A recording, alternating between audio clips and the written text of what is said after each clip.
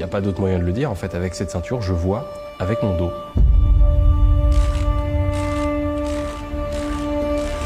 On peut faire autrement qu'en y voyant avec ses yeux, c'est ça que j'adore. C'est-à-dire que là, il n'y a aucun doute à avoir, je suis bel et bien en train de jouer à un jeu de course de voiture. Je m'appelle Salim Ejnaini, je suis connu comme cavalier non-voyant de saut d'obstacles et depuis à peu près 1 an, je prépare une compétition de e-sport sur le jeu Trackmania. En prenant part à la Gamers Assembly, grâce au projet Optic 2000 Challenger, Salim devient l'un des premiers non-voyants à participer à une compétition de e-sport. Et si cette prouesse est possible, c'est grâce à cette ceinture développée par les équipes d'Arta France. Donc c'est plein de petites vibrations que tu ressens. C'est pas des vibrations, c'est vraiment comme si on te tapote le bras, enfin si on te tapote avec le bout du doigt.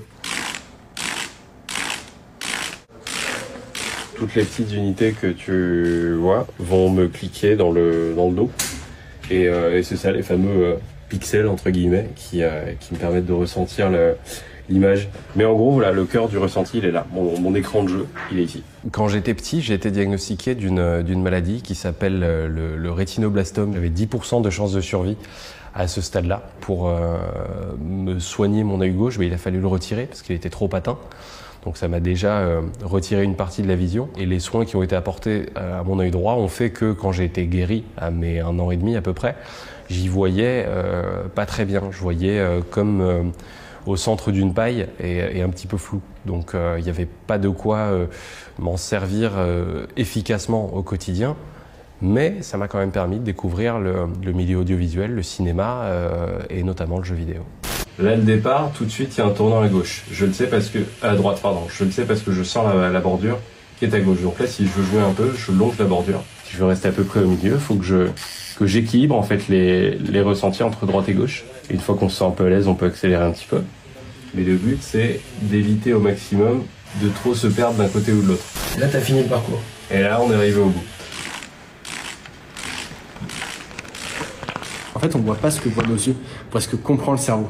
Et nous, on affiche des images dans le dos, donc les informations remontent par les nerfs au cerveau, et le cerveau comprend que c'est des images, et donc elle les traite comme si c'était des images, comme si ça venait des yeux. Donc pour le cerveau, c'est exactement la même chose. C'est comme, je pense, un dauphin qui a un système de sonar, donc ça ne vient pas des yeux, mais il est capable de percevoir correctement.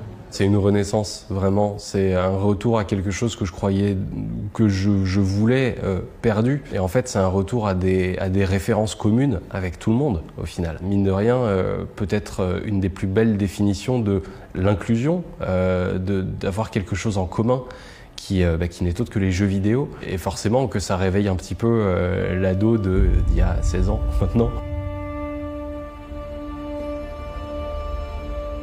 Salim, c'est un sportif qui relève un défi énorme. Il va jouer sur scène avec 10 gamers voyants et lui-même, qui est non-voyant, il va un petit peu les défier et nous, on sera au soutien pour qu'ils gagnent ce défi, en fait. Pour nous, l'inclusivité des personnes malvoyantes, c'est très, très important parce que d'abord, elles sont relativement nombreuses dans notre société. C'est un peu notre mission. Nous, la mission d'Optic 2000, c'est d'être vraiment à l'écoute de la santé visuelle de ces patients clients et c'est quelque chose que nous continuerons à faire encore dans de longues années. L'inclusivité, c'est quelque chose pour lequel les gens étaient un peu fatalistes au départ et avec l'exemple de Optic 2000 Challenger dans l'e-sport au soutien de Salim, c'est montré qu'à l'impossible, nul n'est tenu.